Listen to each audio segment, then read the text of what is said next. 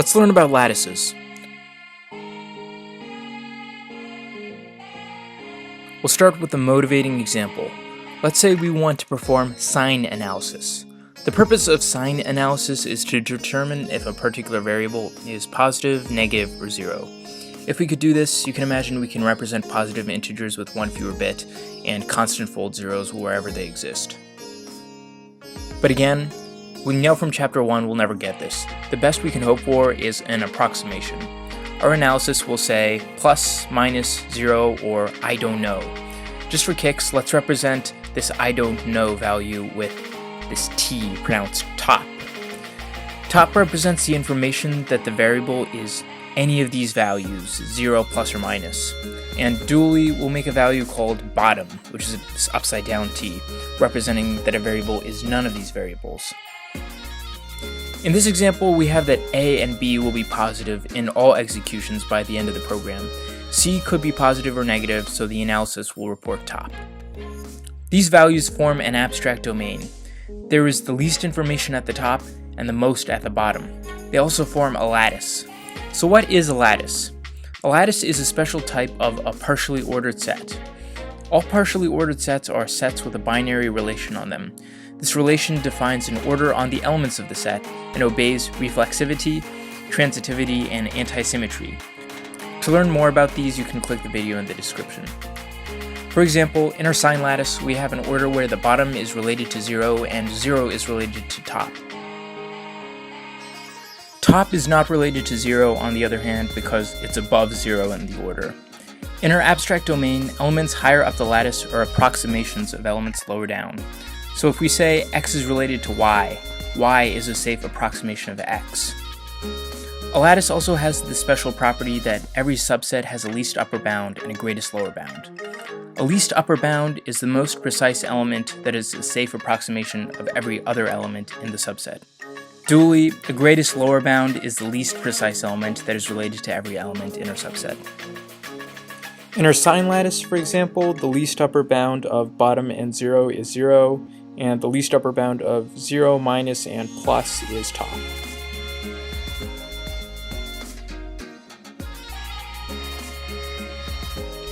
Another example, the greatest lower bound of minus 0 and plus is bottom, and the greatest lower bound of 0 is just 0.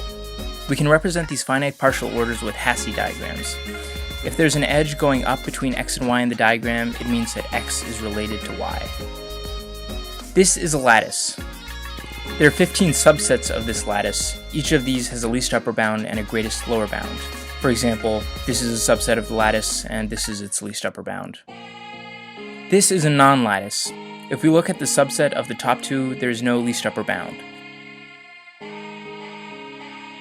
Similarly, for this lattice, if we look at these two elements, both of these elements upper bound our subset, but neither is the most precise. The height of a lattice is the length of the longest path from the top to the bottom. For this sign lattice, it'll be 2. There are a few interesting lattices we can talk about. Let's say we have some set A. The power set lattice of A has one element for every subset of A. The order is determined by the subset relation. So if this is our A, this will be our power set lattice of A. There's the flat lattice, and it has one element for every element in our set A, and top and bottom.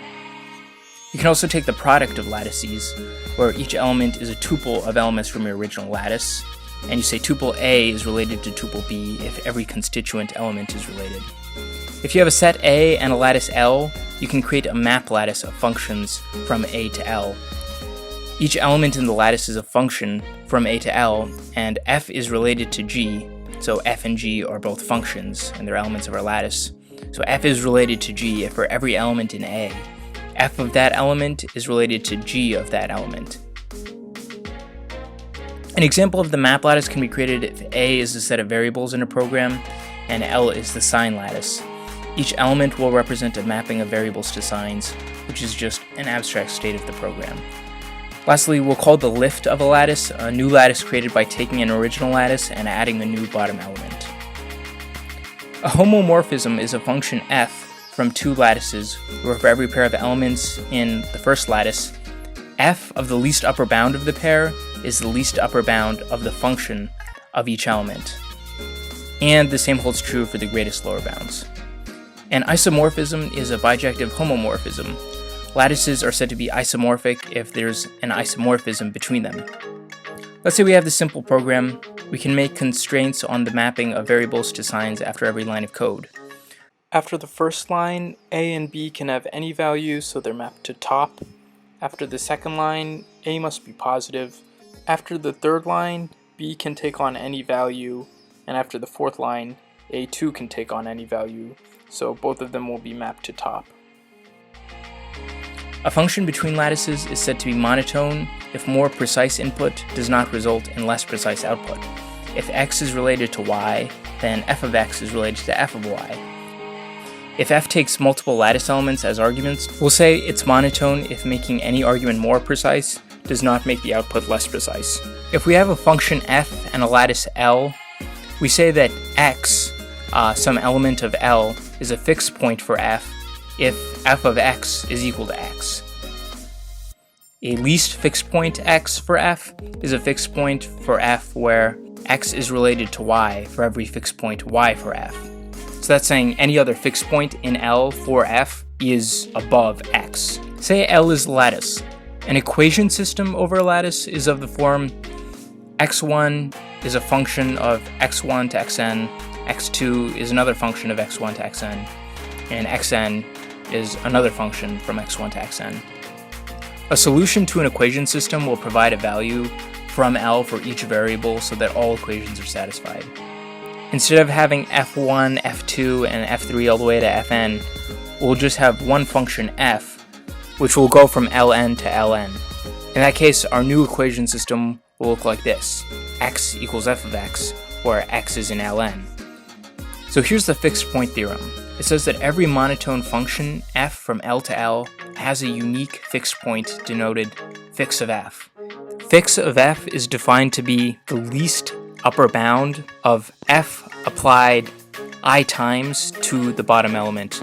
So this is just repeatedly applying f to bottom, which is just an element in our lattice, and we're slowly progressing up our lattice, and eventually we'll get to the point at which we stop moving elements, and this will be the fixed point. So this theorem tells us that equation systems over lattices will have solutions if the lattices have finite height, and the constraint functions are monotone.